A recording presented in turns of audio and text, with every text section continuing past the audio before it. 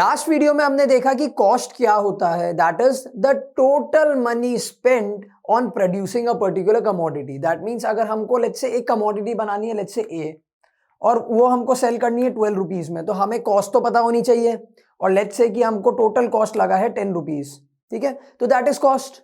Cost का क्या meaning होता है कि हमें कितना पैसा खर्च करना पड़ा to make a particular commodity, ठीक है। Now what is a cost function? The relationship between cost and output is known as the cost function. अब function का meaning क्या होता है? It is a functional relationship between cost and output. That means कितना पैसा खर्च करके, let's say अभी जो वाला एग्जांपल लेते हैं, आपने 10 रुपीज स्पेंड किए और आपने कितना आउटपुट प्रोड्यूस किया? 1 यूनिट। लेट्स से आपने 19 रुपीज स्पेंड किए और आपने कितना आउटपुट निकाला? Let's say 2 units. Let's say 28 rupees spend करके आपने 3 यूनिट्स प्रोड्यूस किए, ठीक है, तो that's your cost function. That is the functional relationship between the cost and the output. अब इसको हम एक्सप्रेस कैसे करते हैं? C is equal to F bracket Q। अब C का मतलब कॉस्ट, F का मतलब हो गया फंक्शनल रिलेशनशिप, और ब्रैकेट में Q का मतलब क्या हो गया? क्वांटिटी, ठीक है। तो what is cost function? Cost function is nothing but the functional relationship between cost and output. मतलब कितना पैसा खर्च करके आपने कितना आउटपुट प्रोड्यूस किया है। सिंपल है। ओके, नेक्स्ट आते हैं अपॉर्चुनिटी कॉस्ट पे। अब आई थिंक ये एक ऐसा टॉपिक है जिसके बारे में हम बार बार डिस्कशन करते ही रहते हैं इन इकोनॉमिक्स। अभी तक तो इसकी डेफिनेशन हमें याद हो जानी चाहिए। अपॉर्चुनिटी कॉस्ट की डेफिनेशन क्या थी? The cost of the next best alternative foregone. Let's say कि मेरे पास में 2 जॉब की ऑफर थी, एक कि मैं वर्चुअली में काम कर लेता हूं, दूसरा लेट्स से कि मैं कोई दूसरे स्कूल में जाके एज अ टीचर मैं वहां पे पढ़ा सकता हूं, ठीक है। अब वर्चुअली तो एक बिजनेस है, तो इसका कॉस्ट एस्टिमेट करना मुश्किल है कि इसका टर्नओवर कितना होगा, प्रॉफिट कितना होगा, आई डोंट नो।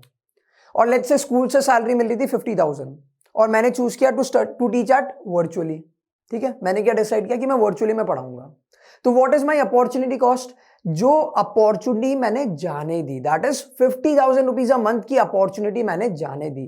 तो the opportunity of the next best alternative, कौन सी थी नेक्स्ट बेस्ट ऑल्टरनेटिव? स्कूल वाली। फोरगॉन मतलब जो हमने जाने दी। तो the cost of the next best alternative foregone, यानी एक ऐसी अपॉर्चुनिटी जो हमने जाने दी। तो मेरी बेस्ट अपॉर्चुनिटी कौन सी थी? 50,000 रुपीज की। लेट्स से कि एक और एग्जांपल देता हूं। मेरे सामने 3 ऑप्शन थे, ठीक है, स्किल्ड पर्सन हूं, 3 ऑप्शन थे मेरे सामने। One is to teach at virtually, one was कि मैं कोई स्कूल में जाके as a teacher I can teach, and third was कि लेट्स से कि I had a offer from a bank for a particular post, ठीक है। अब यहाँ का तो एस्टिमेट करना डिफिकल्ट है, again turnover is impossible to estimate, profit भी पता नहीं, depends on the turnover. School से मुझे सैलरी मिल रही थी लेट्स से 50,000 की, और बैंक से मुझे सैलरी मिल रही थी let's say 60,000 rupees a month. तो यहां पे मेरी अपॉर्चुनिटी कॉस्ट क्या हुई? बैंक। क्यों?